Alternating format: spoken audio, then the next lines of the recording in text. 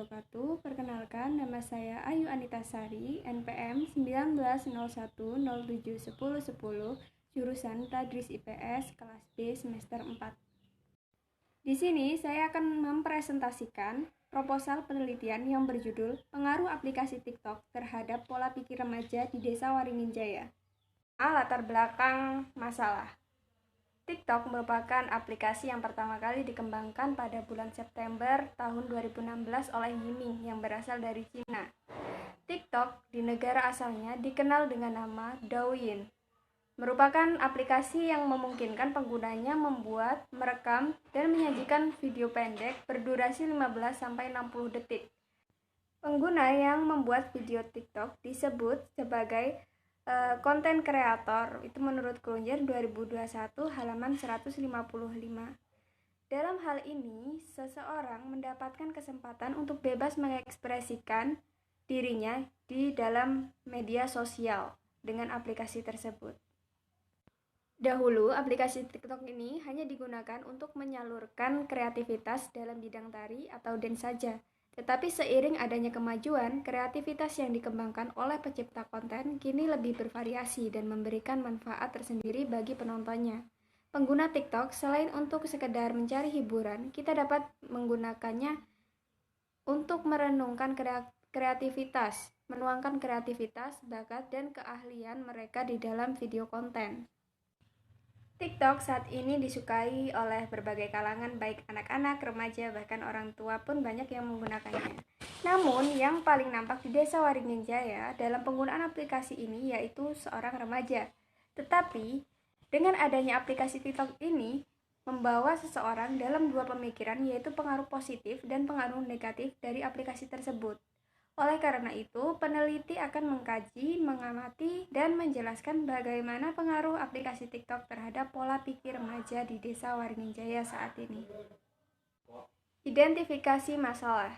Dari uraian yang dipaparkan, ada beberapa identifikasi masalah. Yang pertama yaitu 1. Aplikasi TikTok sangat berpengaruh terhadap pola pikir remaja di Desa Waringin Jaya. Dan yang kedua, sebagian besar orang menganggap bahwa aplikasi TikTok membawa pengaruh negatif terhadap remaja. Batasan masalah. Berdasarkan latar belakang masalah di atas, dalam penelitian ini penulis akan membatasi masalah pengaruh aplikasi TikTok terhadap pola pikir remaja di Desa Waringin Jaya. Tujuan penelitian. Berdasarkan rumusan masalah di samping, maka proposal ini bertujuan untuk memaparkan dan menjelaskan mengenai bagaimana pengaruh aplikasi TikTok terhadap pola pikir remaja di Desa Waringin Jaya.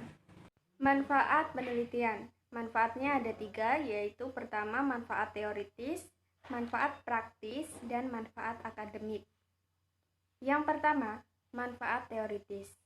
Manfaat dalam penelitian ini adalah manfaat yang bersifat teoritis yang tidak lain adalah menambah wawasan ilmu komunikasi dalam konsep-konsep teori komunikasi, terutama di bidang komunikasi audiovisual. Manfaat praktis itu ada 3, bagi peneliti, bagi remaja, dan bagi ilmu pengetahuan. Bagi peneliti, yaitu untuk menambah wawasan penelitian mengenai pengaruh TikTok terhadap pola pikir remaja di Desa Waringin Jaya. Sedangkan bagi remaja, sebagai bahan masukan yang membangun bagi remaja setelah mengetahui hasil penelitian tentang pengaruh aplikasi TikTok terhadap pola pikir remaja di Desa Waringin Jaya. Kemudian bagi ilmu pengetahuan, itu menambah wawasan keilmuan tentang suatu aplikasi yang ada di Indonesia, terutama bagi remaja dalam memilih aplikasi yang bermanfaat serta sebagai bahan referensi dalam ilmu pendidikan, sehingga menambah wawasan bagi peneliti berikutnya. Kemudian yang ketiga itu ada manfaat akademik. Dalam penelitian ini diharapkan masyarakat mengetahui tentang bagaimana pola pikir remaja di Desa Waringin Jaya terhadap aplikasi TikTok. Bab 2 ada landasan teori, di mana landasan teori ini ada konsep teori variabel terikat dan konsep teori variabel bebas. Konsep teori variabel terikat yaitu ada pengertian TikTok. Menurut Grainger, TikTok merupakan aplikasi yang pertama kali dikembangkan pada bulan September 2016 oleh Yiming. yang berasal dari Cina, ya. Jadi TikTok ini merupakan sebuah aplikasi yang memberikan efek sosial yang unik dan menarik yang bisa digunakan oleh para pengguna aplikasi ini dengan mudah untuk membuat video pendek yang keren dan menarik perhatian banyak orang yang melihatnya. Kemudian yang kedua ada konsep teori variabel bebas, yaitu ada pengertian pola pikir. Mindset atau pola pikir adalah cara menilai dan memberikan kesimpulan terhadap sesuatu berdasarkan sudut pandang tertentu. Kemudian pengertian remaja, menurut Sarwono, masa remaja merupakan masa peralihan dari masa anak-anak menuju dewasa. C. Hipotesis penelitian. Hipotesis dapat diartikan sebagai suatu jawaban yang bersifat sementara. Jadi, hipotesis alternatifnya atau hanya aplikasi TikTok berpengaruh terhadap pola pikir remaja di Desa Waringin Jaya. Sedangkan halnya aplikasi TikTok ini tidak berpengaruh terhadap pola pikir remaja di Desa Waringin Jaya. Bab 3, ada metodologi penelitian. Di dalam metodologi penelitian ini yang pertama ada rancangan penelitian yang berisikan tentang jenis penelitian. Penelitian di dalam proposal ini menggunakan penelitian deskriptif kuantitatif. Menurut Whitney, pada tahun 1960, penelitian deskriptif kuantitatif merupakan suatu pencarian fakta menggunakan interpretasi yang tepat. Dalam penelitian ini mempelajari tentang masalah-masalah yang di dalam masyarakat. Penelitian deskriptif dilakukan saat peneliti ingin mengetahui tentang ada tidaknya pengaruh suatu hubungan variabel yang berkaitan dengan objek atau suatu objek yang akan diteliti.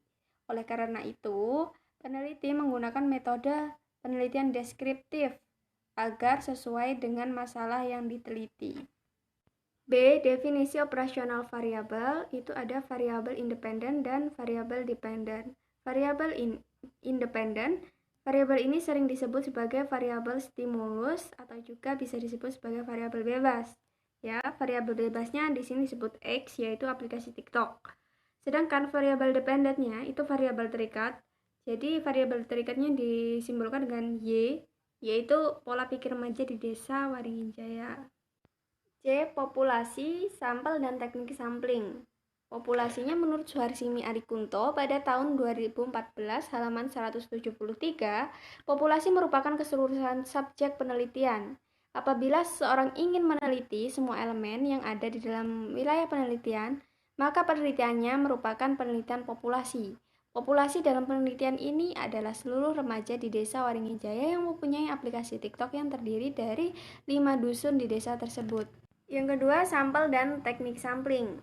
Ya, sampelnya itu remaja di Desa Waringin Jaya, sedangkan teknik samplingnya menggunakan probability sampling dengan cara simple random sampling, yaitu pengambilan anggota sampel dari populasi yang dilakukan secara acak tanpa memperhatikan strata yang ada di dalam populasi itu.